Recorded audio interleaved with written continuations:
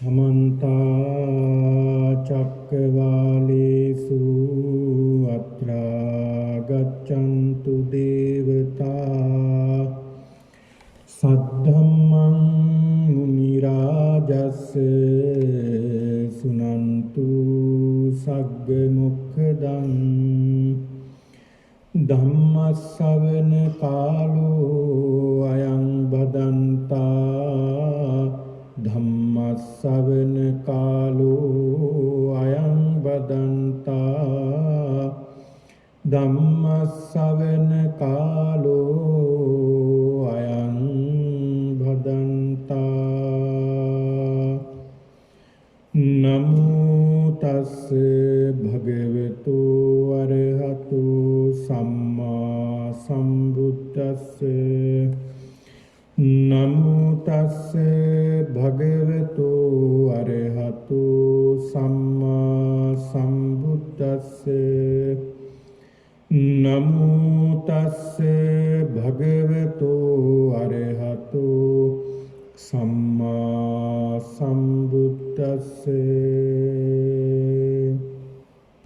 एतम्पिको भिक्खवे अट्ठानं अनवकाशो यं असत्पुरुषो सत्पुरुषं जानीयुं असत्पुरुषो अयं भवन्ति असत्पुरुषो भिक्खवे असद्धम्म समन्नागतो होति असत्पुरुष भक्ति होति असत्पुरुष चिंती होति असत्पुरुष मनती होति असत्पुरुष वाची होति असत्पुरुष कम्मन्तो होति असत्पुरुष दिट्ठी होति असत्पुरुष दानं देति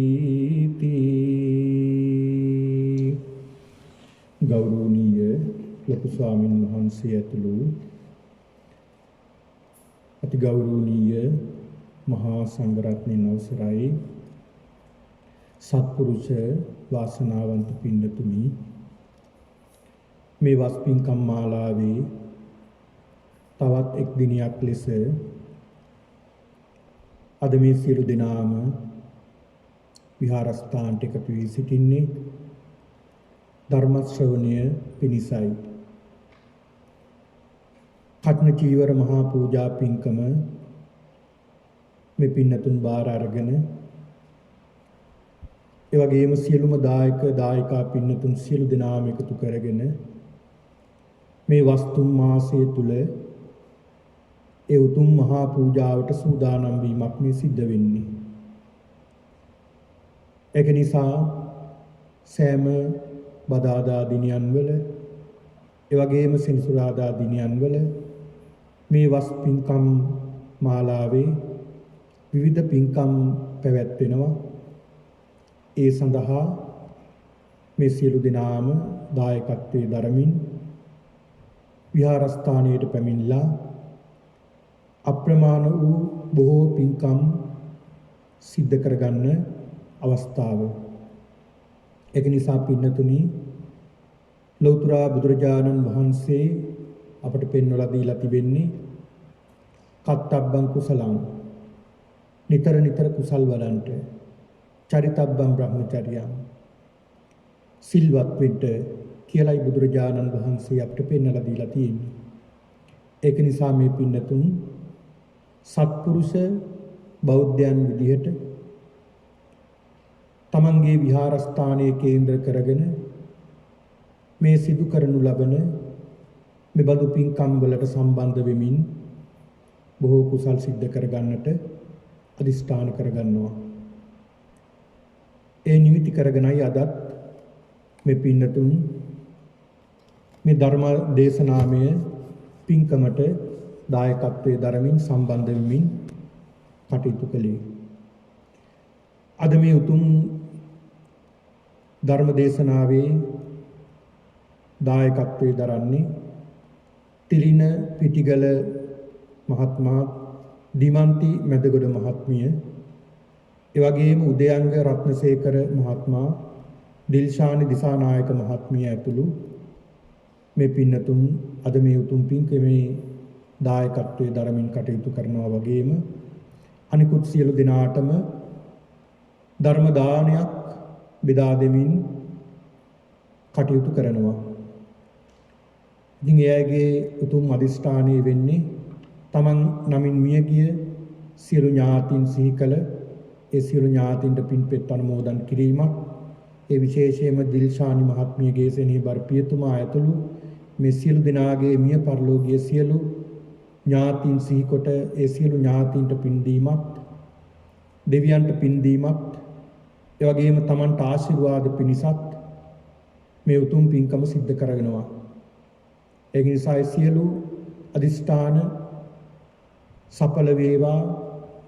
මේ උතුම් වූ ධර්ම දානමය පින්කමේ බලයෙන් මේ සියලු දිනාටම උතුම් චතුරාර්ය සත්‍ය වහවහ අවබෝධ කර ගැනීමට මේ උතුම් ධර්ම දානමය පින්කම හේතු වාසනා වේවා කියන ප්‍රාර්ථනාවෙන් යුක්තව ධර්ම ශ්‍රවණය කරන්ට. පින්නතුනි, ශාන්තිනායක ලෞතුරා බුදුරජාණන් වහන්සේ සාරා සංකේ කල්ප ලක්ෂයක් මුළුල්ලේ පාරමිතා සම්පූර්ණ කරමින් බොහෝම දුක් වෙහෙස මහන්සි විඳිමින් උන්වහන්සේ මේ සසර පාරමිතා සම්පූර්ණ කරමින් උන්වහන්සේ මේ සොයාගත්ත, මේ අවබෝධ කරගත්ත මේ උතුම් ශ්‍රී සද්ධර්මය උන්වහන්සේ වසර 45ක් පුරා මේ ලෝකයාට අර්ථය පිණිස, සත්වයාට හිතසුව පිණිස දේශනා කරන්නට යෙදුණා. බොහොම කාලෙකින් අපට මේ අවස්ථාව ලැබෙන්නේ. බුදු කෙනෙක් ලෝකේ පහළ වෙනවා කියන්නේ අතිශය දුර්ලභ කාරණාවක්. ඒ වගේම තමයි මනුසත් භවයක් ලබා ගැනීම ඒකත් අතිශය දුර්ලභ කාරණාවක් විදිහටයි ධර්මයේ පෙන්වලා දීලා තියෙන්නේ. ඒ වගේම තමයි මේ වගේ ධර්ම ශ්‍රවණය කරන්ට ලැබෙනවා කියන්නේ තාමත් කලාතුරකින් අපිට ලැබෙන අවස්ථාවක්. කෙනෙකුට හිතෙන්නට පුළුවන් හැමදාම අපිට බණ ඇහෙනවා, බණ අහනවා. නොඑක් නාලිකාවල ඕනෑ තරම් බණ තියෙනවා. ධර්මයේ ශ්‍රවණය කරන්ට ඕනෑම මොහොතක පුළුවන්. බණ සුලභයි දැන්, දුර්ලභ නෑ කියලා. මේ කාලේ පින්නතුනි. මෙහෙම කාලයක් නැවත උදා වෙන්නේ නෑ. කල්ප ගානකට පස්සේ තමයි නැවත උදා වෙන්නේ. මේ ධර්මයේ විවර වෙලා තියෙන කාලයක්. ඒක නිසා මේ කාල පරිච්ඡේදය පුළුවන් තරම් ධර්ම ශ්‍රවණය කරමින් අපේ නීවරණයන් යටපත් වේවා, සප්ත බෝධි අංග මතු වේවා කියන මේ උතුම් චේතනාව පෙරදරි කරගෙනයි අපි බණ අහන්නට ඕනේ. පින්නතුනි, එහෙම අරමුණින් ධර්මයේ ශ්‍රවණය කරනකොට කොයි මොහොතේ හෝ මට මාර්ගඵලයක් ලැබේවා කියන මේ උතුම් චේතනාවෙන් ධර්මයේ ශ්‍රවණය කරනකොට සමහරුන්ට බුද්ධ කාලයේ පවා වර්තමානයේ පවා ධර්මය අවබෝධ කර ගැනීමේ ශක්තිය වාසනාව ලැබෙනවා.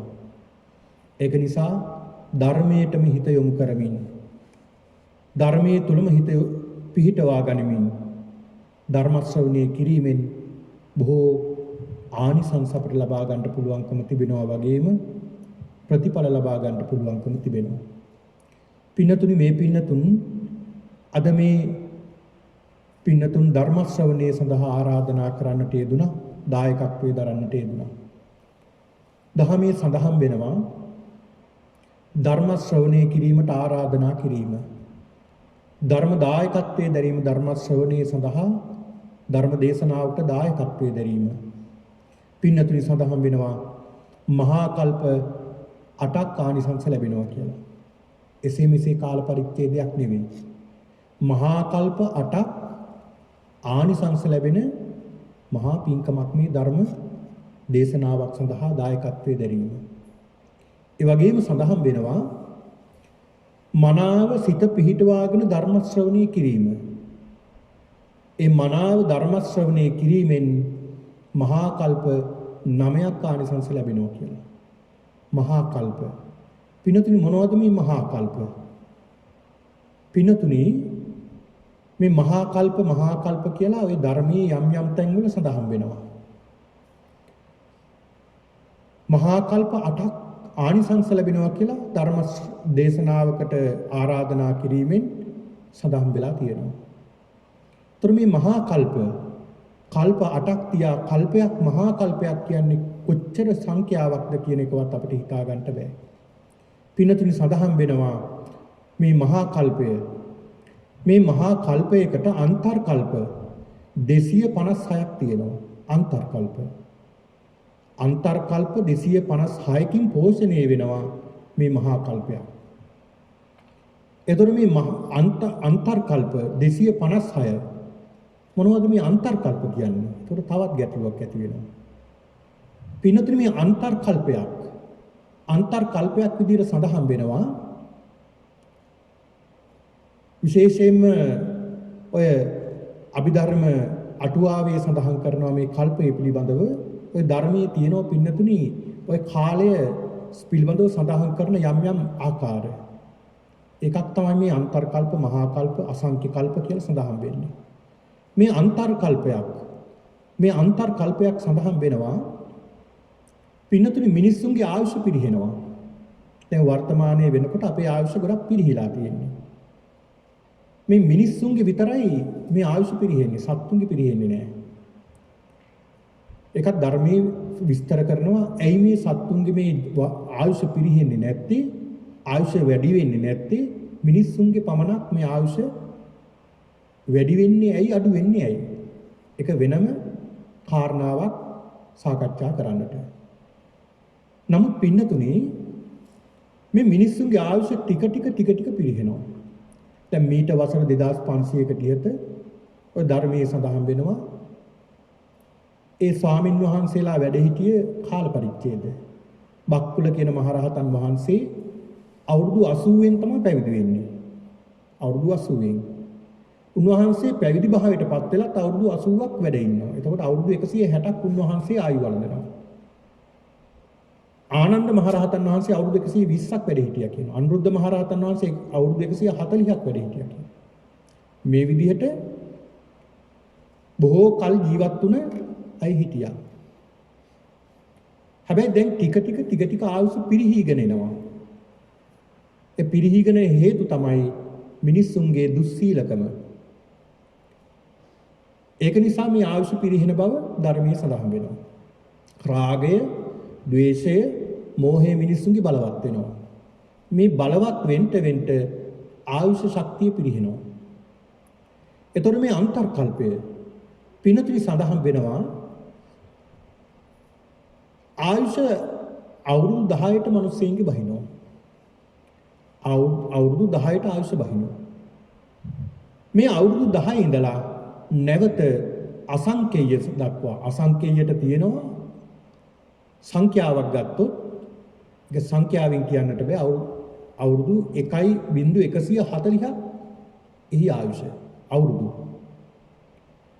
ඒ තරම් ආයුෂයක් අසංඛ්‍ය දක්වා වැඩි වෙලා නැවත අවුරුදු 10ට නැවතත් පිරිහින කාලය වෙනකොට ඒකට කියනවා අපි අන්තර් කල්පයක් කියලා. දැන් කෙනෙකුට හිතෙන්න පුළුවන්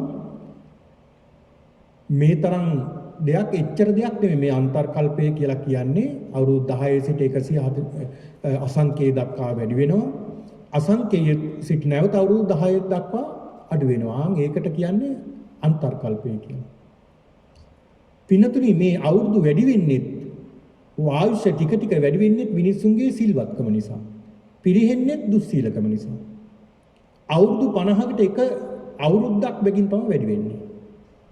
ඒතර කොච්චර කාලයක්ද? මෙන්න මේ කියන අන්තර් කල්ප 256ක් ගත වුණාම කියනවා මහා කල්පයක් කියලා. ඒ බඳු මහා කල්ප 8ක් ආනිසංස ලැබෙනවා ධර්ම ශ්‍රවණයේ සඳහා දායකත්වයේ දැරීම ආරාධනා කිරීම ධර්ම ශ්‍රවණය කිරීම මහා කල්ප 9ක් ආනිසංස ලැබෙනවා. ඒ බඳු මහා උතුම් පින්කමක් අපි සිද්ධ කරගන්නවා කියලා සතුටටපත් වෙන්නට ඕනේ. ඒක නිසා පින්නතුනි අද මේ ධර්ම මාතෘකාව සඳහා මම තෝරගත්තේ මජ්ක්‍ධිම නිකායේ චුල්ල පුන්නමා කියන මේ සූත්‍ර දේශනාව. චුල්ල පුන්නමා කියන මේ සූත්‍ර දේශනාව. මේ සූත්‍ර දේශනාව දේශනා කරන මොහොතේ භාග්‍යවතුන් වහන්සේ වැඩ සිටියේ එදා සවැත් නුවර මිගාරමාතු කියන ප්‍රාසාදයේ. මේ මිගාරමාතු ප්‍රාසාදය. මිගාරමාතු ප්‍රාසාදයටම කියන නමක් තමයි පූර්වාරාමය. විශාඛා දේවිය සකස් කොට පූජා කළ ඉදිකොට පූජා කළ ආරාමය. මේ ආරාමයේ වැඩ ඉන්න භාග්‍යවතුන් වහන්සේ දා රාත්‍රියේ පින්නතුනි 12 කලාවන්ගෙන් සම්පූර්ණ වී පිරුණු පුරහඳ තියෙන දවසක තමයි මේ දේශනාව සිද්ධ කළේ. පුර පරිසරොස්සක පොහොය දිනයක සන්ධ්‍යා භාගයේදී භික්ෂුන් වහන්සේලා නිහඬව වැඩ ඉන්නවා මේ ප්‍රාසාද ඉදිරිපිට. භාග්‍යවතුන් වහන්සේ ආසනයට වැඩම කරලා මහණෙනි කියලා අමතනවා. ආමන්ත්‍රණය කරලා භාග්‍යවතුන් වහන්සේ පෙන්ලා දෙනවා. ඒතම්පිකෝ භික්කවේ අට්ඨානං අනවකාසෝ යං අසත්පුරිසෝ. අසත්පුරුෂයාගේ මහණෙනි ලක්ෂණ තියෙනවා 8ක්. අසත්පුරිසෝ සත්පුරිස ඥානාති. අසත්පුරුෂයා කොහොමද දැනගන්නේ? අසත්පුරුෂයාගේ තියෙනවා මෙන්න මෙහිම ලක්ෂණ 8ක්. ඒ තමයි අසත්පුරිසෝ අයම් භවಂತಿ අසත්පුරිසෝ භික්කවේ අසද්ධම්ම සමන්නාගතෝ හෝති. එක කාරණාවක් තමයි අසත්පුරුෂයාගේ පාපී ධර්ම තියෙනවා. පාපී ධර්මයන්ගෙන් යුක්තයි මේ අසත්පුරුෂයා කියන පුද්ගලයා. අසත්පුරුෂයා. දැන් අපි කතා කරනෝනේ අසත්පුරුෂ කියන කාරණාව බොහෝ විට අපිට ඇහෙනවනේ. ওই මහා මංගල සූත්‍ර දේශනාවේදී එක කාරණාවක් තියෙනවා අසේන වනාච බාලාන පණ්ඩිතානන්ති සේවනා. අසත්පුරුෂයන් ඇසුරු කරන්න එපා, බාලයන් ඇසුරු කරන්න එපා, පණ්ඩිතයන් ඇසුරු කරන්නට, සත්පුරුෂයන් ඇසුරු කරන්නට කියලා මේ මංගල සූත්‍ර දේශනාවේ සඳහන් වෙනවා. ඒ වගේම පරාභව සූත්‍රයේදී, මිත්තානිසංස සූත්‍රයේදී මේ වගේත් පෙන්වලා දීලා තියෙනවා මිත්‍රයන්ගේ තියෙන වටිනාකම, ඒ වගේම අසත්පුරුෂයන්ගේ තියෙන භයානකකම බුදුහාමුදුරු පෙන්වලා දීලා තියෙනවා. පින්නතුනි මේ භාග්‍යවතුන් වහන්සේ පෙන්වලා දෙනවා. භාග්‍යවතුන් වහන්සේ පෙන්වලා දෙනවා මේ සත්පුරුෂයාගේ තියෙන වටිනාකම. දැන් අපිට ඉන්න වටිනාම සත්පුරුෂයා කවුද? ඒ වෙන කවුරුවත් නෙමෙයි අපි ඉදිරියේ වැඩ වාසය කරන මේ භාග්‍යවතුන් වහන්සේ අපේ ප්‍රධානම සත්පුරුෂයා. අපි වෙනුවෙන් මොනතරම් දුක් විඳින්නට ඇද්ද? අපි වෙනුවෙන් මොනතරම් කැපකිරීමක් කරන්නට ඇද්ද? එදා දීපංකර පාද මූලයේ සියලු ක්ලේශයන් නැති කරලා උතුම් වූ අරහත්ත්වයේ ලබා ගන්න තිබුණ අවස්ථාව අලියමලු කෙලපිඩක් මෙන් ඉවත් කොට සකල සත්වයාම ලෝකයෙන් ඈතර කරනවා කියන මේ උතුම් චේතනාවෙන් යුක්තවයි උන්වහන්සේ ඒ අදහස පැත්තකට දාගත්තේ. ඒ බඳු උතුම් කැපකිරීමක් කළේ කවුරු වෙනුවෙන්ද? අපි වෙනුවෙන්. මේ ලෝක සත්වයා වෙනුවෙන්. ඒක නිසා ඒ භාග්‍යවතුන් වහන්සේ තමයි අපේ උතුම්ම සත්පුරුෂයා. ඒ වගේම භාග්‍යවතුන් වහන්සේ අපට පෙන්වලා දෙනවා මහණෙනි මේ ශාසනය පවතින්නේම සත්පුරුෂයෝ නිසා. මේ ශාසනය විනාශ වෙන අසත්පුරුෂයන් නිසා. ඒක නිසා මහණෙනි මේ අසත්පුරුෂයා කවුද? සත්පුරුෂයා කවුද කියලා භාග්‍යවතුන් වහන්සේ බොහෝ තැන්වල පැහැදිලි කරලා තියෙනවා.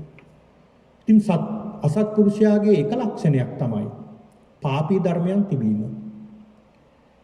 ඒ වගේම තමයි අසත්පුරුෂ බත්ති හෝති.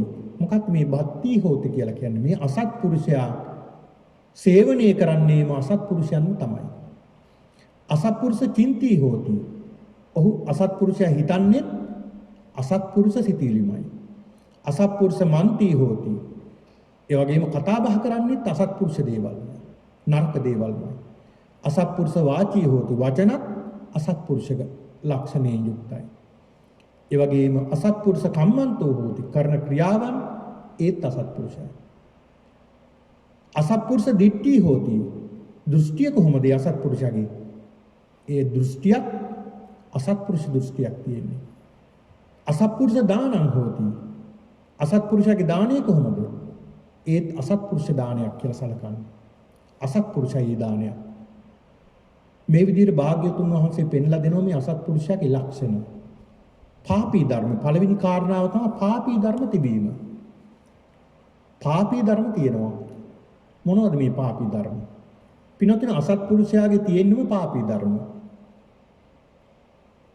භාග්‍යවතුන් වහන්සේ පෙන්ලා දෙනවා මහණෙනි එකක් තමයි මේ අසත්පුරුෂයාට ශ්‍රද්ධාව කියන එකක් නැහැ. ශ්‍රද්ධාව අසත්පුරුෂයා තුල නැහැ. භාග්‍යවතුන් වහන්සේ විශ්වාස කරන්නේ නැහැ. ඒ භාග්‍යවතුන් වහන්සේගේ දේශනා විශ්වාස කරන්නේ නැහැ. ඒ වගේම ආර්ය මහා සංඝ රත්නය විශ්වාස කරන්නේ නැහැ. ඒ ගිහියෙක් වේවා පැවිද්දෙක් වේවා ශ්‍රද්ධාව නැත්තම් ඌ අසත්පුරුෂයෙක්. ඒ භාග්‍යවතුන් වහන්සේගේ ගුණයන් පිළිබඳව අවබෝධයෙන් යුක්තව පිළිගන්නේ නැහැ. ශ්‍රද්ධාවක් නැහැ. අරියාණං අදස්සාවි. ඒ අසත්පුරුෂ ආර්යාණං අදස්සාවි. ආර්යයන් වහන්සේලා දකින්න කැමතිද නැද්ද? අකමැති. ආර්යයන් වහන්සේලා දකින්න අකමැති මේ අසත්පුරුෂයා. අරිය ධම්මේ අවිනීතෝ. ආර්ය ධර්මයේ අවිනීතයි. ආර්ය ධම්මස්ස අකෝවිදෝ. ආර්ය ධර්මයට දක්ෂ කෙනෙක් නෙමෙයි.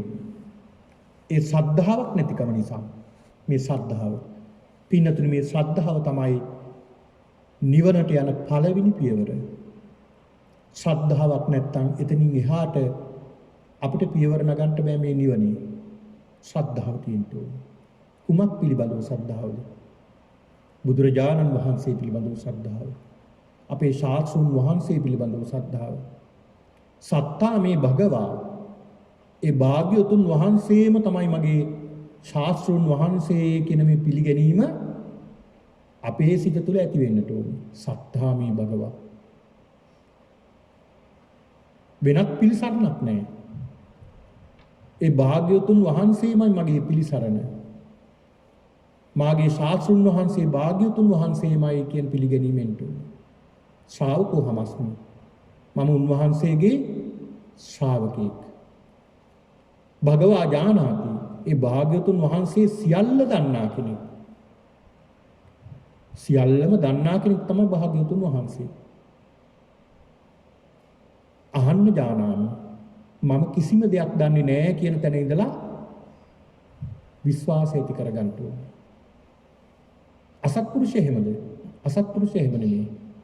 අසත්පුරුෂයා සලකන්නේ Taman තමයි සියල්ලම දන්නේ. වෙනත් අය දන්නේ නැහැ. වෙනත් කෙනෙක් දන්නේ නැහැ. ධර්ම දේශනාවක් පැවැත්වුවත්, ධර්ම සාකච්ඡාවක් පැවැත්වුවත්, ඒ වගේ ඇදයක්, ඒ වගේ අඩුපාඩුවක් කතා කරනවා මිසක් ඒ අසත්පුරුෂයාගේ ලක්ෂණය ඒකයි. ඒක නිසා භාග්‍යවතුන් වහන්සේ පෙන්ලා දෙනවා ශ්‍රද්ධාවක් නැතිකම පළවෙනි ලක්ෂණය. අසත්පුරුෂයාගේ පළවෙනි ලක්ෂණය ශ්‍රද්ධාවක් නැතිකම.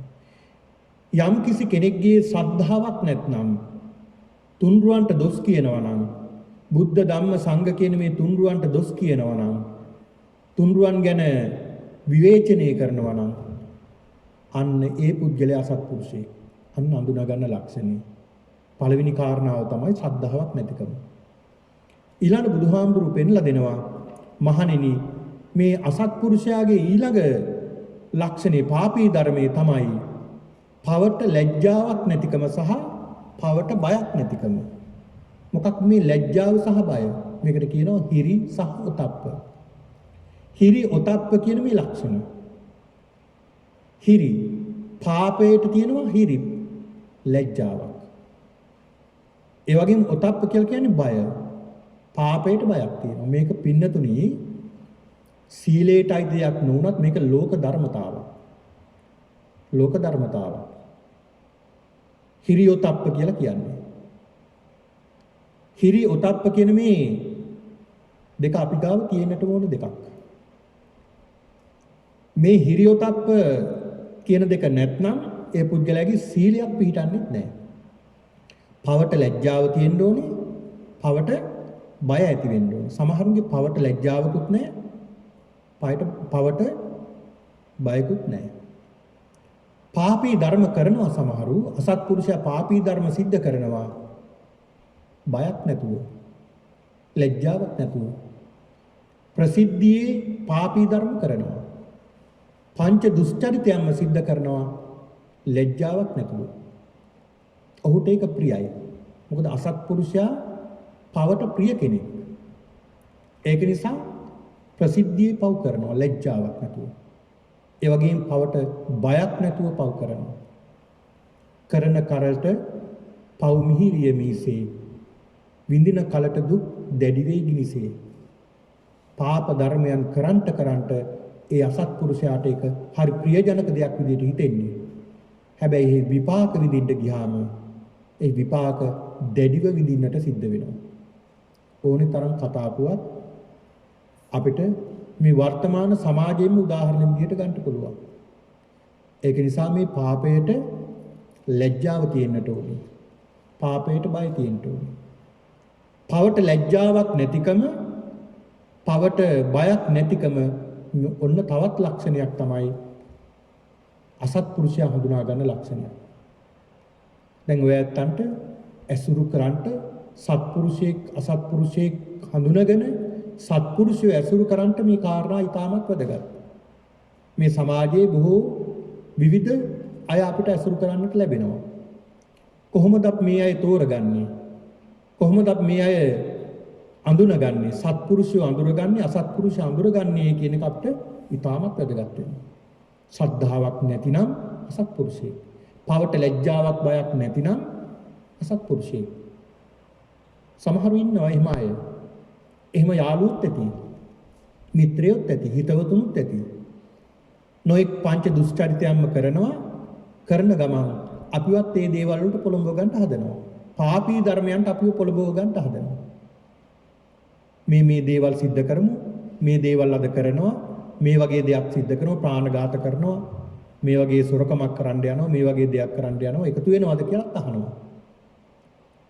අසත්පුරුෂයාගේ ලක්ෂණ. ඊළඟට බුදුහාමුදුරුවෝ පෙන්ලා දෙනවා ඒ අසත්පුරුෂයාගේ තවත් එක කාරණාවක් තමයි ලක්ෂණයක් තමයි පාපී ධර්මයක් තමයි බහුශ්‍රුත නොවීම.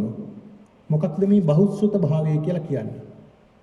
බහුශ්‍රුත අද වර්තමානයේ හැටියට නම් දැනුගත් බව. දැනුගත්කම. ඒ දැනුගත්කම ඒ වගේම බොහෝ පොත්පත් කියවලා බොහෝ ඇසූ පිරූතෙන් ඇති බව. බොහෝ නුවණ ඇති බව. දැනුමින් පෝෂණය වුණ බවට කියනවා බහුශ්‍රුත බව කියලා. එතකොට මේ බහුශ්‍රුත බවක් නැති බව නැතිකම මේ අසත්පුරුෂයාගේ තවත් ලක්ෂණයක්. බහුශ්‍රුත වෙන්න ඒ පුද්ගලයා අනතිමානී ගුණයෙන් යුක්ත වෙනවා. තව කෙනෙක් කියන දෙයක් අහනවා. තව කෙනෙක් කියන දෙයක් දෙපාරක් හිතනවා. සිල්වත් වෙනවා, ගුණවත් වෙනවා. හැබැයි මේ බහුශ්‍රුත භාවයක් නොමැතිකම තව කෙනෙක් කියන එකක් පිළිගැනීමට ඒ වගේම තව කෙනෙක් දෙන උපදේශයක් පිළිගැනීමට තරම් අනතිමානී ගුණයකින් ඒ අසත්පුරුෂයා පෝෂණය වෙලා නැහැ. ඒක නිසා බුදුහාමුදුරු පෙන්ලා දෙනවා මේ අසත්පුරුෂයාගේ තවත් ලක්ෂණයක් තමයි මේ බහුශ්‍රුත නොවීම. ඊළඟට මේ අසත්පුරුෂයාගේ තවත් ලක්ෂණයක් පෙන්වලා දෙනවා කුසීත බව, කම්මැලිකම. වැඩ කරන්නට යනකොට යම්කිසි කාර්යයක් කරනකොට ඒකට කම්මැලි බවක් පෙන්වනවා. ඔය මේ සමාජයේ අපිට දකින්නට පුළුවන් සමහරු වැඩක් පැවරුවොත් ඒක බොහෝම හිමින් කරන්නේ. මුළු දවසේම එකම පුංචි වැඩයි කරන්නේ. බොහෝම කම්මැලි බවක් පේනවා. අතපය ඉක්මන් කරලා ඒ කාර්යය නිරත වෙන්නේ නැහැ. කුසීත බවක්. නිතරම ඔහු බලන්නේ නිදා ගන්නට. එහෙම නැත්නම් තවත් තැනකට ගිහිල්ලා මුල්ලකට ගිහිල්ලා ඉඳගෙන කාලය ගෙවන්න තමයි බලන්නේ. වැඩපලක වේවා, කාර්යාලයක වේවා, නිවසක වේවා මේ කුසීත බව තියෙනවා නම් එතන දියුණුවක් හටගන්නේ නැහැ පින්නතුනි. ඒක නිසා භාග්‍යවතුන් වහන්සේ පෙන්ලා දෙනවා අසත්පුරුෂයාගේ මේ ලක්ෂණය කුසීත බව කියන එකක් තියෙනවා මේ අසත්පුරුෂයාගේ. ඊළඟට මේ අසත්පුරුෂයාගේ සිහිමුලා බවක් තියෙනවා. සිහිමුලාව මොකක්ද මේ සිහිමුලාව? සිහිමුලාව කියලා කියන්නේ සිහියෙන් කටයුතු නොකිරීම. කියපු දේ කියපු තැන මතක නැහැ. ගත්ත දේ මතක නැහැ. කාපු දේ මතක නැහැ. ගිය තැන් මතක නැහැ. තමන් කරන කියන දේ මතක නැහැ. සිහියක් නැහැ. සිහි මුලා බව. සිහි මුලා බවත් මේ අසත්පුරුෂයාගේ තවත් ලක්ෂණයක්. ඊළඟට මේ අසත්පුරුෂයාගේ ප්‍රඥාව නොමැතිවීම. ප්‍රඥාවක් නැහැ. ඒකත් මේ අසත්පුරුෂයාගේ තියෙන පාපී ධර්මයක්. භාග්‍යවතුන් වහන්සේ පෙන්ලා දෙනවා මෙන්න මේ පාපී ධර්මයන්ගෙන් යුක්තයි මේ අසත්පුරුෂයා. ඊළඟට පෙන්ලා දෙනවා මේ අසත්පුරුෂයන්ම සේවනය කරනවා. අසත්පුරුෂයන්ම සේවනය කිරීම තමයි අසත්පුරුෂයාගේ ලක්ෂණය. දැන් බලන්නකො නරක කරන අය නරක අයත් එක්කලම ඇසුරු කරන්නේ. හොරුත් එක්කලම එකතු වෙන්නේ. තැනකට ගියාම මත්ද්‍රව්‍ය මත්පැන් පානය කරන අය ඒවා කරන අය එක්කලම නෙමෙයි එකතු වෙන්නේ. දැන් උත්සවයකට ගියත් අපිට දකින්න ලැබෙනවනේ මේක. මත්පැන් බොන අය වෙනම ඒ බොන අය ඒ අය ගාවට තමයි එකතු වෙන්නේ. ඊළඟට තව මොනවා හරි වල්පල් කතා කරනවා නම් ඒ කතා කරන අය ගාවට තමයි ඒ අය එකතු වෙන්නේ. ඔය අතර සමහර ඉන්නවා ඒ වගේ ස්ථානයකට ගියත් යහපත් දෙයක් කතා කරනවා. ඒ අය එකතු වෙන්නේ එතෙන්ට. අන්න අසත්පුරුෂයා එකතු වෙන්නෙම අසත්පුරුෂයෙක් කල නෙමෙයිද? අසත්පුරුෂයෙක් කලම එකතු වෙන්නේ. ඒක තමයි අසත්පුරුෂයාගේ තවත් ලක්ෂණයක්. එතකොට මේ ඒ අසත්පුරුෂයා එකතු වෙන්නේ ශ්‍රද්ධාවක් නැති, පවට ලැජ්ජාවක් බයක් නැති, බෞද්ධ භාවයක් නැති, කුසීත බවකින් යුක්ත, ප්‍රඥාවක් නැති සිහි මුලා වුණ අර වගේ අසත්පුරුෂයෝ එක්කලම තමයි අසත්පුරුෂයෝ සේවනය කරන්නේ. දැන් ඔය ඇත්තන් අතරදී ඔය මේ වගේ අය ඇති. මේ සමාජයේ මේ රටේ මේ ප්‍රදේශවල අපිට දකින්න ලැබෙනවා මේ වගේ අය. අසත්පුරුෂයෝ. ඒ අය නරක වැරදි කරන අය එක්කලමයි වැරදි කරන අය එකතු වෙන්නේ. ඒක තවත් ලක්ෂණයක්. ඊළඟ භාග්‍යවතුන් වහන්සේ පෙන්ලා දෙනවා පින්නතුනි මේ අසත්පුරුෂයාගේ සිටිවිලි. අසත්පුරුෂයාගේ සිතන සිටිවිලි කොහොමද කියලා. මේ අසත්පුරුෂයා සිතන සිටිවිලි කොහොමද? මේ අසත්පුරුෂයා සිතන්නේ තමාට අහිතකර තමාට දුක් පිනිස දේවල් තමයි තමන් හිතන්නේ. තමන් හිතන දේවලුත් තමන්ට අහිත කරයි. තමන්ට දුක් පිනිසමයි හේතු වෙන්නේ. හිතන දේවල්. දැන් කෙනෙක් හිතන දෙයක් අපිට පේන්නේ නැහැනේ. දැනෙන්නෙත් නැහැනේ. තමන්ගේ හිතවල තමයි මේ දේවල් තියෙන්නේ. හැබැයි ඒක මේ අසත්පුරුෂයා දැන් හිතන පුද්ගලයාටම අසත්පුරුෂයාටම තමයි මේක බලපාන්නේ. අහිතකරව බලපාන්නේ. ඔව් හිතනවා අපි හිතමු මේ අසත්පුරුෂයා රාගයේ බලවත් වෙන සිතුවිලි හිතනවා.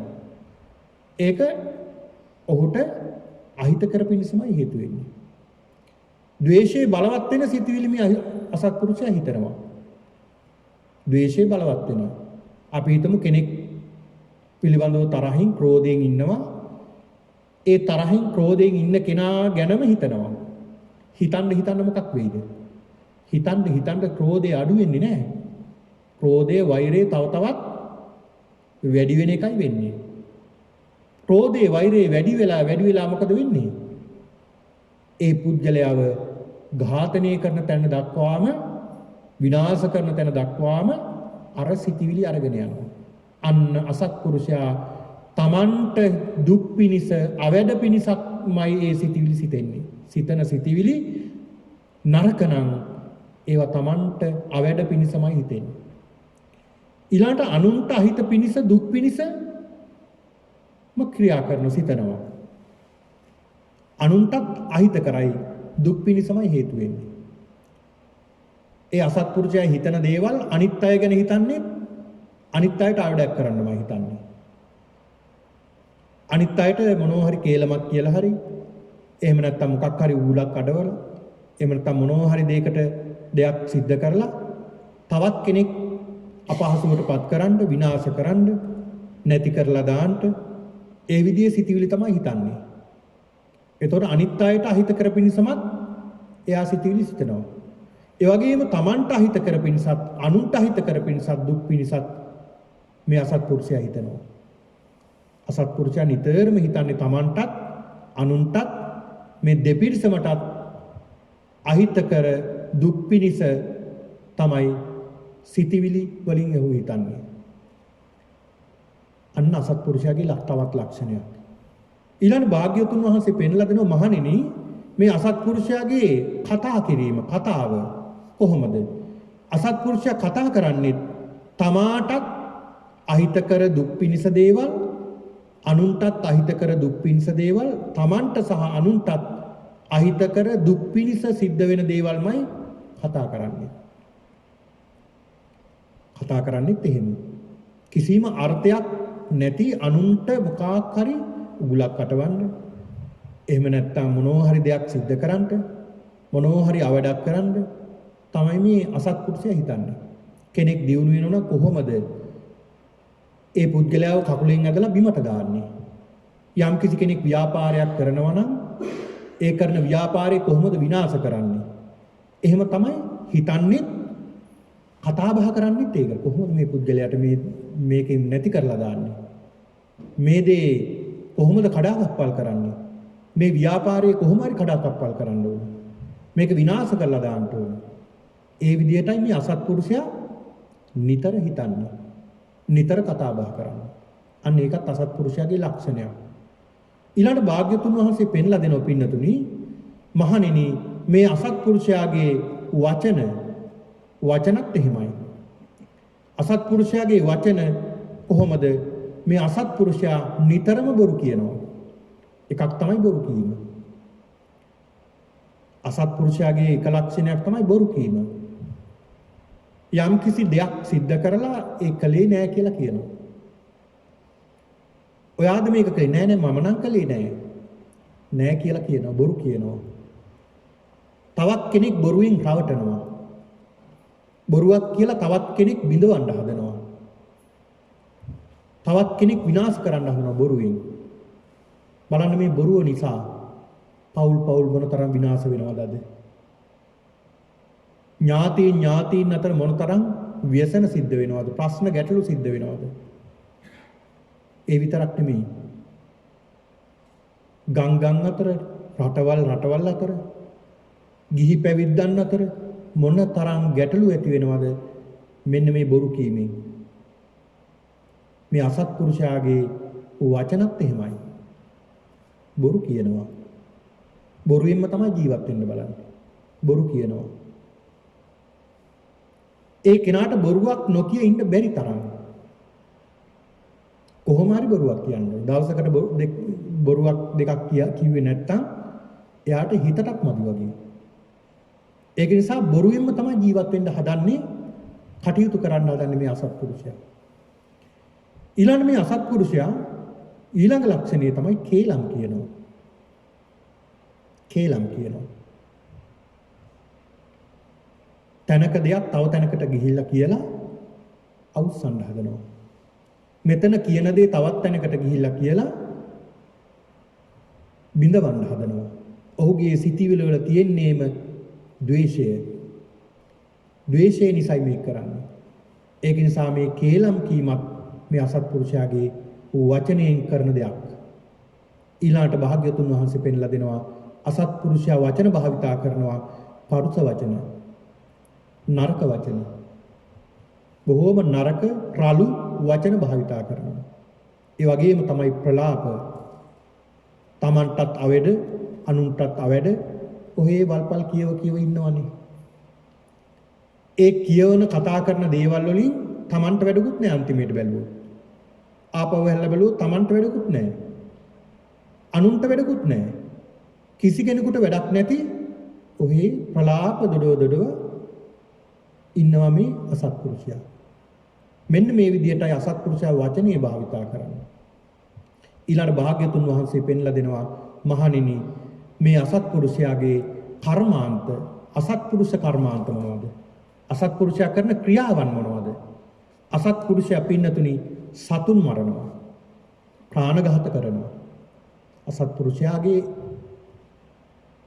ක්‍රියාව එහෙමයි. ඒක ලක්ෂණයක්. ප්‍රාණඝාත කරනවා. ප්‍රාණඝාතයේම තමයි ඔය ජීවත් වෙන්නේ.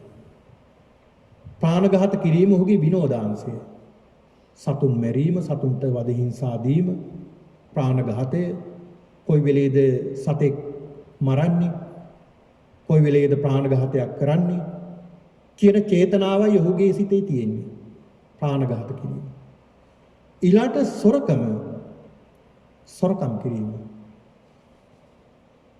මේ අසත්පුරුෂයාගේ තවත් ලක්ෂණයක් ඒක. සොරකම් කිරීම, සොරකම. තැනකට ගියොත් එතන යමක් අරගෙන තමයි එන්නේ. පන්සලට ගියත් එහෙමයි සමහරව. සෙරෙප්පුවක් හරි අරගෙන එන්න තමයි උත්සාහ කරන්නේ. මෙහි නම් නෙමෙයි ලංකාවේ. සොරකම එහෙමයි. මේ අසත්පුරුෂයාට අපි හිතමු කොහොම හරි තමන්ගේ යාළුවෙක් මිත්‍රයෙක් පන්සලට එක්කලාවක් මලක් පහනක් හරි පූජා කරලා පිනක් සිද්ධ කරගන්න. ඒ ආපු වෙලාවේ ඉඳලා හිතන්නේ මොනවද හොරකම් කරන්නේ? මල් පූජා කරන එක නෙමෙයි, වන්දනා කරන එක නෙමෙයි ඔහුගේ සිතිවිලි වල තියෙන්නේ. කොහොමද අද හොරකමක් කරගන්නේ? පන්සලෙන් හරි හොරකම් කරන්නේ කොහොමද? කියන එක තමයි ඔහුගේ සිතිවිලි වල තියෙන්නේ. මෙන්න මේ විදිහටයි ඔහු සිතන්නේ. ඒ වගේම තමයි ඔහුගේ ක්‍රියාව කාමයේ වර්ධවා හැසිරෙන පුද්ගලයෙක් ඔහු. කාමයේ වර්ධවා හැසිරෙනවා. කාමයේ වර්ධවා හැසිරෙන කෙනෙක් තමන්ගේ සැමියා ඉක්මවා බිරිඳ ඉක්මවා තවත් කාන්තාවන් පුරුෂයන් සොයාගෙන යන කෙනෙක්. ඔහුගේ ක්‍රියාව එහෙමයි. ක්‍රියාවිනුත් වූ එහෙමයි. ඊළඟ භාග්‍යවතුන් වහන්සේ පෙන්ලා දෙනවා මේ අසත්පුරුෂයාගේ දෘෂ්ටිය. කොහොමද මේ අසත්පුරුෂයාගේ දෘෂ්ටිය? අසත්පුරුෂයාගේ දෘෂ්ටිය පින්නතුනි ඔහු කල්පනා කරන මේ අසත්පුරුෂයා නත්ති දානං. දානය කියලා එකක් නැහැ. දැන් දන් දෙනකොට සමහරු මේ අපේ බෞද්ධයන් අතරත් මෙහිමයි ඉන්නවා.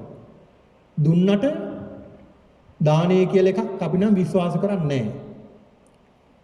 දානය කියලා එකක් නැහැ. දෙනවා කියලා එකක් නැහැ. දෙනවා කියලා කියන්නේ ණය ගෙවීමක් කියලා සමහරු එහෙමත් කියනවා. දුන් ණය ගෙවීමක් කියලා සමහරු කියනවා. දානය මේ අසත්පුරුෂයා. දානය කියලා එකක් නැහැ කියලා අසත්පුරුෂයා කියනවා.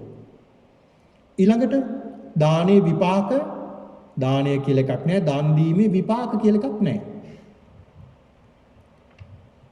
දන් දීමේ විපාක කියලා එකක් නැහැ. ඊළඟට සිල් රැකීමේ විපාකයක් කියලා එකක් නැහැ.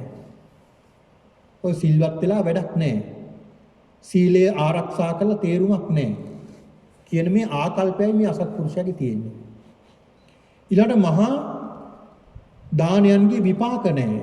කළ පූජාවන්ගේ විපාක අපට ලැබෙන්නේ නැහැ. කියන චේතනාව මේ අසත්පුරුෂයාගේ තියෙනවා. නත්ති දානං නත්ති ඉට්ටං නත්ති උතං නත්ති සුකට දුක්ඛතානං කම්මානං පලං විපාකෝ මේ විදිහට දසවස්තුක මිත්‍යා දෘෂ්ටියක් සඳහන් කරනවා. මේ අසත්පුරුෂයාගේ ලක්ෂණ මේ. ඊළඟට කුසල අකුසල් විපාක කියලා එකක් ඔහු විශ්වාස කරන්නේ නැහැ මේ අසත්පුරුෂයා. කුසල් වල විපාක අකුසල් වල විපාක දකින්නේ නැහැ. සමහරව එහෙම කියනවනේ. අපි කොච්චර පින්කම් කළත් අපිට ඒ වගේ විපාක කොහොමද? ඒ වුණාට අර අකුසල් කරන අයටම නේ හරියන්නේ. ඒ අයටමයි මේ දේවල් ලැබෙන්නේ. අපිටමයි කරදර වෙන්නේ. අපි කොච්චර මොනතරම් අපි පින්කම් කරනවද? ඒත් අපිට කො විපාක. මෙහෙම හිතන අය ඉන්නවා. කර්මයේ හරි පුදුමයි. ඒ කර්මයේ අපිට ඕන වෙලාවට විපාක ලැබෙන්නේ නැහැ. කම්ම විසියෝ අචින්තියෝ න චින්තේතබ්බෝ. යං චින්තෙන්තෝ උම්මාදස්ස විඝාතස්ස භාග්‍යස්ස. කර්මයේ මහණෙනි හිතන්න එපා වැඩි දුර. කර්මයේ බුද්ධ විශේෂයට අයිති දෙයක්. ඒකයි බුදුහාමුදුරු කර්මය ගැන හිතන්න එපා කියලා දේශනා කළා. කර්මයට අවශ්‍ය වෙලාවට විපාක දෙනවා. ඒකට අපිට අවශ්‍ය වෙලාවට විපාක දෙන්නේ නැහැ. සමහරුන්ගේ එහෙම මතයක් තියෙනවා. අපි කරන පින්කම් වල විපාක නැහැ. හොඳ දේවල් කළාට ඒක විපාක අපිට ලැබෙන්නේ නැති විදිහයි අපිට පේන්නේ. අපිට මේ තරම් ඉක්මනට මේ විපාක ලැබෙන්නේ නැහැ. හැබැයි නරක කරන අයටමයි හරියන්නේ. එහෙනම් මේ සමාජයේ සමහරු සඳහන් කරනවා. හැබැයි පින්නතුනි අපිට මේ කර්මයේ පේනවා නම් අපි කරපු කර්මය විපාක පේනවා නම් අපිට හිතෙයි භාග්‍යතුන් වහන්සේට පේනවා වගේ අපිටත් දැක ගන්න පුළුවන් නම් අපේ කර්ම තාම පුදුමයි අපි මේ විදිහට ඉන්න එක කියලා හිතෙනවා. අපි දන්නේ අපි මේ සසරේ මොනතරම් අකුසල් කරගෙනද කියලා. මේ සසරේ කරගත්තේ නැති මේ භවයේ කරගත්තේ නැති වුණාට පෙර භවයන්ගේ කරගෙන තියෙන අකුසල් මොනවද කියලා අපි දන්නේ නැහැ. ඉතින් ඒක නිසා කර්මයේ කර්මඵල විපාක මේ අසත්පුරුෂයා පිළිගන්නේ නැහැ. පිළිගන්නේ නැහැ මේ අසත්පුරුෂයා. ඒකත් මේ අසත්පුරුෂයාගේ තවත් ලක්ෂණයක්. ඊළඟට මෙලොවක් පිළිගන්නේ නැහැ. මෙලොවක් පිළිගන්නේ නැහැ. ඔය වගේම රජ කෙනෙක් හිටියනේ මේ ලෝකයක් පරලෝකයක් පිළිගන්නේ නැති පායාසි රාජඤ්ඤ කියන මේ සූත්‍ර දේශනාවේ සඳහන් වෙනවනේ. මේ වගේ මෙලොවක් පිළිගන්න අය නැහැ. මේ ලෝකේ කියලා දෙයක් නැහැ. ලෝකයක් කියලා දෙයක් නැහැ. පරලෝකයක් කියලා දෙයක් නැහැ. මේ ලෝකේ විතරයි තියෙන්නේ. එහෙම නැත්නම් මේ ලෝකේ විතරයි මේ පළවෙනි භවයත් අවසාන භවයත් මෙච්චරයි. තව තැනක අපි උපත ලබනවා කියලා අපිට හිතන්න බෑ. මොකද අපිට පේන්නේ නැහැ. අපි දන්නේ නැහැ. දන්නේ නැති දෙයක් අපි කොහොමද විශ්වාස කරන්නේ? ඒක තමන්ගේ ප්‍රඥාවේ තියෙන මදි පුංචිකම කියලා හිතන්නේ නැහැ අසත්පුරුෂයා. ඒක නිසා පරලෝකයක් මෙලොවක් පිළිබඳව විශ්වාසයක් නැහැ මේ අසත්පුරුෂයාට. පරලෝකයක් ගැන මෙලොවක් ගැන විශ්වාසයක් නැහැ. යාවත් ජීවේන් සුඛක් ජීවේත් ත්‍රිණං කෘත්වාරිතම් පිබේත්. පුළුවන් තරම් කාලා බීලා විනෝදෙන් මේ ලෝකේ ජීවත් වෙමු. ණය වෙලා හරි ජීවත් වෙමු. මොකද ඊළඟ භවයේ අපිට උපත ලබන්නේ නැහැ කියන විශ්වාසයක් සමහරුන්ගේ තියෙනවා. මේ අසත්පුරුෂයාගේ ලක්ෂණයක්. මෙලොවක් විශ්වාස කරන්නේ නැහැ. පරලෝකයක් විශ්වාස කරන්නේ නැහැ. හැබැයි ඔය හැම జగතෙක්ම මරණ මංචකයට වැටුණට පස්සේ Tamanට යන භවයේ පේන්න ගන්නවා. ආන් එදාට හාමුදුරුවරු හොයනවා. පිරිත් ටිකක් දේශනා කරගන්න උත්සාහ කරනවා. ආන් මේ මොහොතේ ඇයට පේන්න ගන්නවා. අපි හැමෝම ඔය මොහොතට මුහුණ දෙනවා. ආන් එතනදී හැමෝම අසරණ වෙනවා. මෙලොවක් පරලොවක් පිළිගන්නේ නැහැ මේ අසත්පුරුෂයා. ඊළඟට මවට පියාට කරන ලද හොඳ නරකවල විපාක නැහැ කියලා මේ අසත්පුරුෂයා හිතනවා. මවට පියාට කරන ලද හොඳ නරක අම්මලට තාත්තට සලකන එකේ විපාකයක් නැහැ. හොඳ විපාක ලැබෙන්නේ නැහැ. අම්මා තාත්තට නරක දෙයක් කළොත් වද දුන්නොත් ඝාතනය කළොත් ඒ වගේ විපාක ලැබෙන්නේ නැහැ කියලා අසත්පුරුෂයා හිතනවා. අසත්පුරුෂයා හිතනවා. එහෙම කරපු අසත්පුරුෂයොත් අපි දැකලා තියෙනවා. එක පුද්ගලයෙක් මේ වර්තමානයේ තමන්ගේ මව ඝාතනය කරනවා. ඔහු නිතර මත්පැන් බොන්න පුරුදු වුණ කෙනෙක් මව ඝාතනය කරනවා. ඒ ඝාතනය කරපු දවසේ ඉඳලා ඔහුගේ හිත වද දෙනවා. ඔහුගේ හිත වද දෙනවා ඔහුට. නිින්ද යන්නේ නැහැ. නිදාගෙන හිටියත් බය වෙලා හැරෙනවා. මේ මත්ද්‍රව්‍ය වලට මේ පුද්ගලයා පුරුදු වුණා. ප්‍රය එළි වෙනකන් නිින්දක් නැහැ. මොහුට පේන්න ගන්නවා කෙනෙක් තමන් ගාවට ඇවිල්ලා තමන්ගේ ඇඟ උඩ ඉඳගෙන නිදාගෙන ඉන්නකොට තමන්ගේ බෙල්ල මිරිකනවා. හුස්ම ගන්න බෑ කෑ ගහනවා, දඟලනවා. සෑහෙන වෙලාවක් මෙහෙම දඟලනවා. දින කීපයක් මෙහෙම සිද්ධ වුණා. ඇවිල්ලා සඳහන් කළා හාමුදුරුවනේ මෙහෙම දෙයක් වුණා. මට දානයක් දීලා පින් දෙන්න ඕනේ මිය ගිය අයට. මම ටිකක් හොයලා බලනකොට මේ සිදුවීම මොකක්ද? තමන්ගේ අම්මා ඝාතනය කරලා තමන්ගේ සිතම තමන්ට වද දෙනවා. ඒක නම් මරණාසන්න මොහොත දක්වාම විපාකයක් විඳින්නේ. ඒක නිසා මේ අසත්පුරුෂයාගේ ලක්ෂණය තමයි අම්මා තාත්තට සලකන එකේ විපාක නැහැ, හොඳ නරක කරන දේවල් වල විපාක නැහැ කියන එක. ඊළඟට පින්නතුනි මැරී උපදින සත්වයෝ නැහැ කියලා විශ්වාස කරනවා. ඔහුගේ මතයක් තියෙනවා, ආකල්පයක් තියෙනවා මැරිලා උපදින සත්වයෝ නැහැ. ඒ කියන්නේ චුති උප්පත්තියක් නැහැ. මරණයටපත් වෙලා සත්වයෝ තවත් තැන්වල උපත ලබන්නේ නැහැ කියලා විශ්වාස කරනවා. ඒකත් අසත්පුරුෂයාගේ තවත් අසත්පුරුෂ ලක්ෂණයක්. ඊළඟට බුදුහාමුදුරු පෙන්ලා දෙනවා සත්‍ය අවබෝධ කරපු උත්තමයෝ මේ ලෝකේ නැහැ. සත්‍ය අවබෝධ කරපු උත්තමයෝ ආර්යයන් වහන්සේලා මේ ලෝකේ නැහැ කියලා. දැන් සමහරු භාග්‍යවතුන් වහන්සේ ගැන සැක හිතෙනවා. සමහර බෞද්ධයෝ අපිත් එක්කලා කතා කරනකොට අපිට තේරෙනවා සමහර විට සමහරු ඒ භාග්‍යවතුන් වහන්සේ විශ්වාස කළා තුන්වහන්සේලාගේ ශ්‍රාවකයන් වහන්සේලා මාර්ගඵල අවබෝධ කරගෙන නැහැ කියලා විශ්වාස කරනවා. සමහරුන්ගේ මතයක් තියෙනවා. තවත් මතයක් තමයි පින්නතුනි සමහරු වර්තමානයේ ඒක මේ ගිහි පැවිදි බොහෝ දෙනෙක්ගේ තියෙන මතයක් මේක. මේ වර්තමානයේ මාර්ගඵල වලටපත් උන ගිහි පැවිදි අය නැහැ කියන එක. මේ වර්තමානයේ එහෙම මාර්ගඵල වලට පැමිණි සෝවාන්, සකදාගාමි, අනාගාමි, අරහත් මාර්ගඵල වලටපත් උන ආර්ය භාවයටපත් උන අය මේ ලෝකේ වර්තමානයේ නැහැ කියන එක.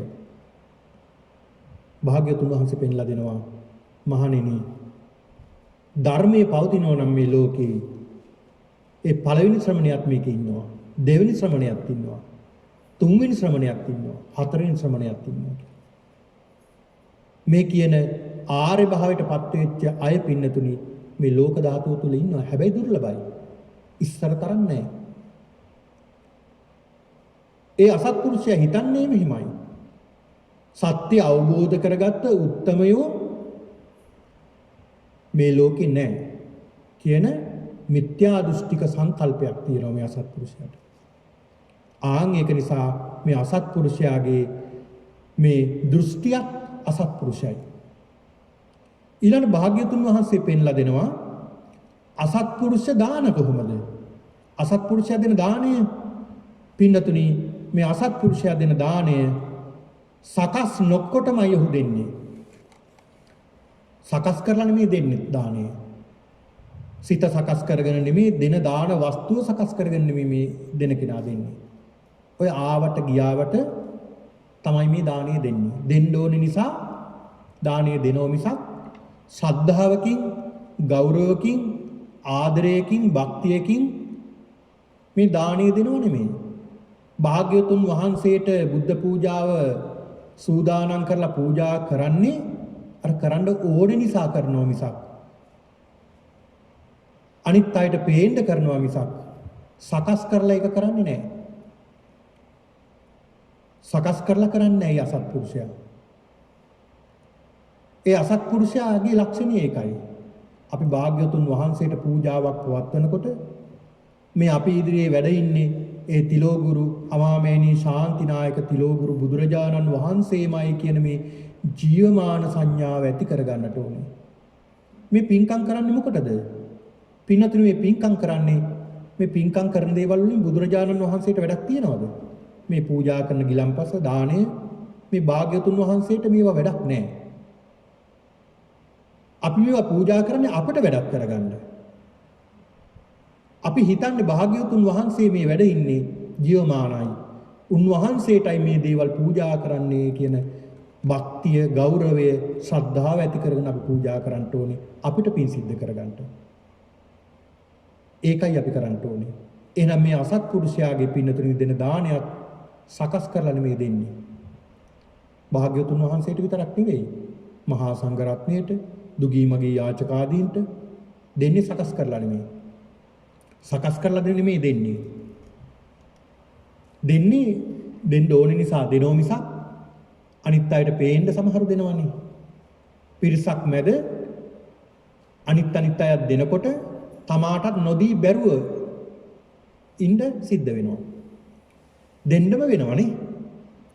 දෙතුන් දෙනෙක් දෙනකොට තමන්ටත් ඒක දෙන්න සිද්ධ වෙන අවස්ථා වෙනවා. එතකොට අර කරදරේ නිසා ඒ අනිත් අය දෙන නිසා දෙනවා මිසක් කැමැත්තකින්ද දෙන්නේ නෑ. කැමැත්තකින් නම් නෙමෙයි දෙන්නේ සමහරව. එතකොට මේ අසත්පුරුෂයාගේ දාණය අසත්පුරුෂයිනේ. ශ්‍රද්ධාවෙන් නෙමෙයි දීලා කැමැත්තෙන් නෙමෙයි දෙන්නේ. කැමැත්තෙන් දෙන දෙයක් නෙමෙයි, සකස් කරලා නෙමෙයි දෙන්නේ. අර දෙන්න ඕනේ නිසා අනිත් අයට පේන්න දෙනවා මිසක් සකස් කරලා දෙන දානයක් නෙමෙයි අසත්පුරුෂයාගේ. ඊළඟ මේ අසත්පුරුෂයාගේ දාණය සියා අතින් නෙමෙයි දෙන්නේ. සියා අතින් නෙමෙයි. දැන් තමන් අපේ මේ ශ්‍රද්ධාවන්ත බෞද්ධයෝ මේ බෞද්ධ පින්නතුන් බුද්ධ ප්‍රමුඛ මහා සංඝරත්නයට දන් දෙන්නේ තමන්ම තමයි යන්නේ. තමන්ම තමයි දෑතින් පිළියෙල කරගන්නේ. හාල් ටික කොටලා තුන පහ ටික සකස් කරගෙන කඩේට ගිහිල්ලා බඩු මුට්ටු අරගෙන ඇවිල්ලා තමන්ම තව කෙනෙකුට කියලා නෙමෙයි. තමන්ම තමයි මේවා කරන්නේ. තමන්ම කරලා තමන්ම බොහොම ශ්‍රද්ධාවෙන් ඉවලා තමන්ගේ දෝතින්ම හදාගත් දේවල් තමන්ගේ දෑතින්ම පූජා කරනවා. ආන් ඒකයි ශ්‍රද්ධාව. සමහරු එහෙම නෙමෙයි. සියාතින් දෙන්න කැමති නැහැ. තව කෙනෙකුට බල කරනවා. මේ දේ දෙන්න, මේ දේ දෙන්න. මේ දේ මෙයාට දෙන්න, මේ දේ මෙයාට දෙන්න කියලා බල කරනවා. ඒ අසත්පුරුෂයාගේ ලක්ෂණය. තමන්ගේ අතින් නෙමෙයි දෙන්නේ. තවත් කෙනෙකුට කියලා තමයි කරවන්නේ. ඒ කියන්නේ තමන්ගේ අතින් වියදම් කරලා නෙමෙයි. තව කෙනෙකුට ඒ කෙනාගේ මුදල් වියදම් කරවලා ඒ දානේ දෙන්න කියලා තමයි බල කරන්නේ. ඒ අසත්පුරුෂයාගේ ලක්ෂණය. තමන් වියදම් කරන්නේ නැහැ. තමන්ගේ සල්ලි ටික වියදම් කරන්නේ. තමන්ගේ සල්ලි ටික තියාගෙන තව කෙනෙකුට ඒක යොමු කරනවා කරවන්න. හැබැයි තමන් නම දා ගන්නවා මම තමයි කළේ කියලා. ඒ අසත්පුරුෂයාගේ ලක්ෂණය. ඊළඟට සිතින් ආදර නොකොට දීම. තමන්ගේ අතින් තමන් බොහොම ආදරෙන් ගෞරවයෙන් නෙමෙයි දෙන්නේ.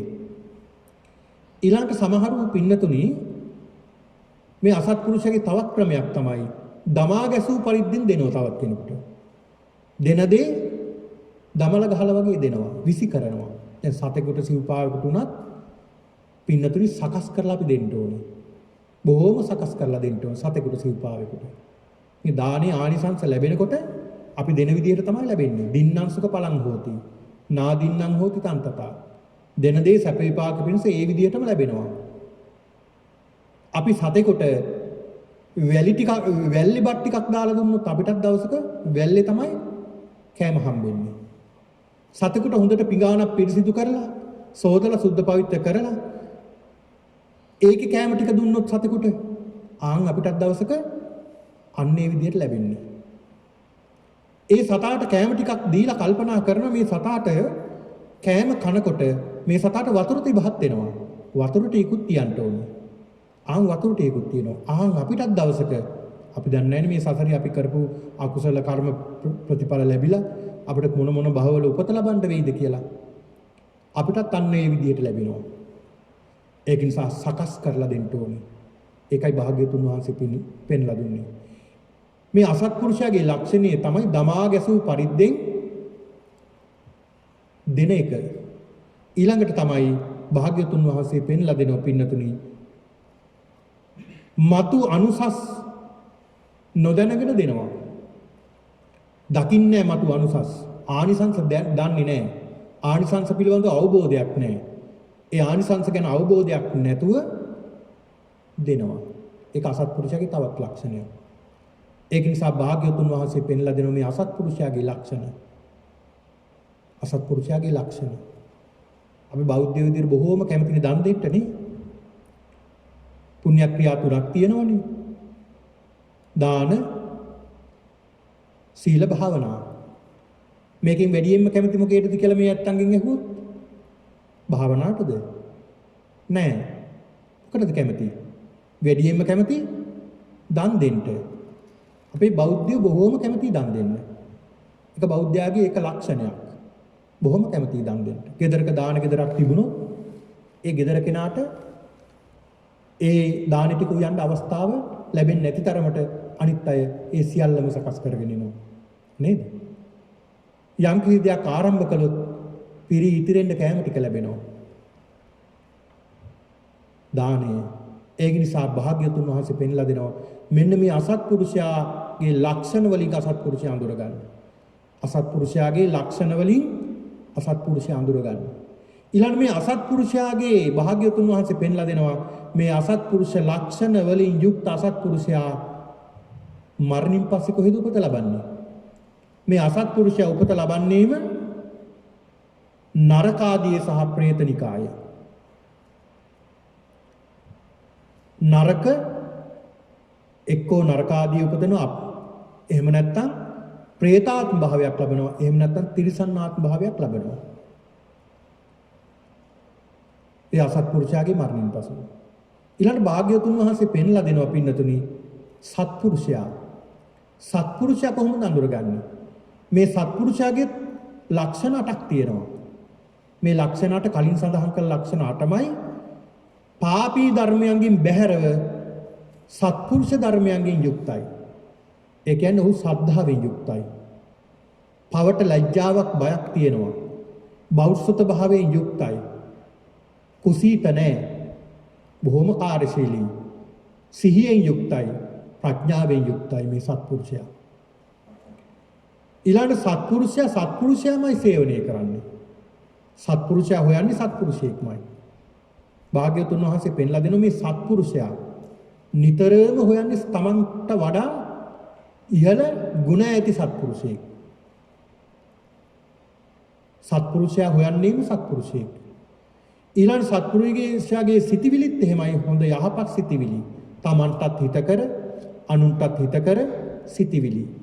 වචනත් එහෙමයි ක්‍රියාවත් එහෙමයි. ඒ වගේම තමයි දෘෂ්ටියත් එහෙමයි. සත්පුරුෂයා දෙන දානයක් පින්නතුනි සත්පුරුෂයා සකස් කරලාමයි දෙන්නේ. විපාක සලකාගෙනමයි දෙන්නේ. සිය අතින්මයි දෙන්නේ. ඒ වගේම තමයි බොහොම ආදරයෙන්මයි දෙන්නේ. මේ සත්පුරුෂයා. ඒක නිසා භාග්‍යතුන් වහන්සේ පෙන්ලා දෙනවා මේ සත්පුරුෂයා. මේ සත්පුරුෂ ධර්මයන්ගෙන් යුක්ත සත්පුරුෂයා මරණයෙන් පස්සේ සුගතියකට යනවා. දිව්‍ය භවයකට යනවා. එහෙම නැත්නම් මනුස්ස භවයේ උපත ලබනවා. මනුස්ස භවයේ යහපත් තැනක උපත ලබනවා. යහපත් තැනක උපත ලබනවා. ඒක නිසා පින්නතුනි ඒ භාග්‍යවතුන් වහන්සේ පෙන්ලා දුන්න මේ සත්පුරුෂ ධර්ම සහ අසත්පුරුෂ ධර්ම මොනවද කියලා අපි මනාව අඳුර ගන්නට ඕනේ. අපි ගාව තියෙනවා නම් මේ සත්පුරුෂ ධර්ම මොකද කරන්න ඕනේ අපි? මේ සත්පුරුෂ ධර්ම තවත් දියුණු කරගන්නට උත්සාහ කරන්න ඕනේ. යම් හේතුවකින් අපි 100%ක් අපි යහපත් අය නෙමෙයිනේ. 100%ක් හොඳ අය නෙමෙයිනේ. 100%ක් හොඳ අය මේ ලෝකේ ඇත්තෙත් නැහැ. නේද? 100%ක් හොඳ අය මේ ලෝකේ නැහැ. 100%ක් නරක අය ඉන්නවද? 100%ක් නරක අයත් මේ ලෝකේ නැහැ. 100%ක් හොඳ අයත් නැහැ. 100%ක් නරක අයත් නැහැ. අපි හැමෝම ගාව තියෙනවා හොඳ ලක්ෂණ. අපි හැමෝම ගාව තියෙනවා නරක ලක්ෂණ. හොඳ ලක්ෂණක් තියෙනවා නරක ලක්ෂණක් තියෙනවා. එහෙනම් අපි කරන්න ඕනේ මොකක්ද? අපි ගාව යම් කිසි අසත්පුරුෂ ලක්ෂණයක් තියෙනවා නම් අපි ඒක අඳුර ගන්න ඕනේ. පළවෙනි කාරණාව. පළවෙනි කාරණාව තමයි තමන්ගේ යම් කිසි අසත්පුරුෂ ලක්ෂණයක් තියෙනවා නම් ඒ අසත්පුරුෂ ලක්ෂණය අපි අඳුර ගන්න ඕනේ. අපි හිතමු කෙනෙක් වචනයෙන් අසත්පුරුෂකම් කරනවා නම් වචනයෙන් තමන්ට තේරෙන්නේ නැහැ මේ ධර්ම දේශනාවක් ශ්‍රවණය කළාම තමන්ට අඳුර ගන්නට ලැබෙනවා තමන්ගේ අසත්පුරුෂ ලක්ෂණය. මම මෙච්චර කාලයක් මේ වගේ වැරද්දක් කළා නේද? වචනේ මේ වගේ දෙයක් කළා නේද? ක්‍රියාවෙන් මේ වගේ දෙයක් කළා නේද? මම මේකෙන් මිදෙන්න ඕනේ කියන සිතිවිල්ලක් එනවා. එතකොට ඒ සත්පුරුෂයාගේ ලක්ෂණය තමයි වැරදි වලින් මිදීමේ චේතනාවක් ඇතිවීම. වැරදි වලින් අඩුපාඩු වලින් මිදිලා තමන් යහපත් ගති ලක්ෂණ වලින් යුක්ත වීම. මෙහෙම ගති ලක්ෂණ වලින් යුක්ත සත්පුරුෂයා පින්නතුනි භාග්‍යවතුන් වහන්සේ පෙන්ලා දෙනවා මේ සත්පුරුෂයා සිල්වත් පුද්ගලයා මේ පුද්ගලයාට දෙවියොත් වඳිනවා කියලා. යේ ගහට්ටා පුඤ්ඤකරා සීලවන්තා උපාසකා ධම්මේන දාරම් පෝසෙන්ති තන් නමස්සාමි මාතලී. මාතලීට කියනවා මේ සක්‍ර දෙවියෝ දවසක් මේ සක්‍ර දෙවියෝ තමන්ගේ මේ රථයට නැගලා පෘථිවිය දිහාට වන්දනා කරනවා. මාතලී අහනවා සක්‍ර දේවයන් වහන්සේ දෙදෙව්ලොවට අධිපති දේවයන් වහන්සේයි ඔබ වහන්සේ මේ පෘථිවිය දිහාට වඳින්නේ. සියලු දෙනා ඔබට වඳිනකොට ඇයි ඔබ මනුස්ස ලෝකෙට වන්දනා කරන්නේ? සඳහන් කරනවා යේ ගහට්ටා පුඤ්ඤකරා සමහර ගිහියෝ ඉන්නවා පින්වත් ගිහියෝ සීලවන්තා උපාසකා සිල් රකින්න ධම්මේන දාරම් පෝෂණය දරුවන් අඹ දරුවන් දැහැමින් සෙමින් පෝෂණය කරමින් කටයුතු කරන මෙන්න මේ මිනිස්යන්ටයි තන් නමස්සාමි මාතලී මම වඳින්නේ අයටයි. දැන් අපිනේ දෙවියන්ට වඳින්නේ නේ? පූජාවට්ටි අරන් ගිහිල්ලා ඕකොළුවේ තියාගෙන පැය ගණන් හිටගෙන දෙවියන්ට එක දීලා දෙවියන් වැඳලා එනවා. හැබැයි දෙවියන්ට අවශ්‍ය මොනවද? දෙවියන්ට අවශ්‍ය පින් පමණයි. ඔය අපි ගෙනියන පළතුරු වලින් දෙවියන්ට අවශ්‍ය වැඩක් නැහැ. දෙවියන්ට අවශ්‍ය පින්. අපි පින් කරගෙන දෙවියන්ට පින් දෙන්න ඕනේ. පින් අනුමෝදන් කරන්න ඕනේ. ඒකට අපි සිල්වත් වෙන්න ඕනේ. සිල්වත් වෙලා ගුණවත් වෙලා දෙවියන්ට පින් දෙනකොට පින්නතුනි දෙවියොත් අපිට වන්දනා කරනවා. ඒ විතරක් නෙවෙයි දෙවියෝ අපිව රකින්නවා ආරක්ෂා කරනවා. කරදර උපද්‍රව වලින් අපිව ආරක්ෂා කරනවා. සමහර අවස්ථාවල කියනෝනේ 99 මම බේරුණේ. පුදුම විදිහට මම බේරුණේ දෙවියෝ බේරුවා වගේ. දෙවියෝ වැළැක්වුවා වගේ මාව එතනින් වැළැක්වුවේ. යන්න තියනවා නම් ඒ ගමන කොහොම හරි වළක්වනවා. මොකක් හරි අනතුරක් සිද්ධ වෙන්න තියනවනේ ඒක කොහොම හරි වළක්වන. එහෙම දේවල් අපේ ජීවිතේ සිද්ධ වෙලා නැද්ද? පිහිට වෙන අවස්ථා. පිහිට වෙන තැන් මේ පින.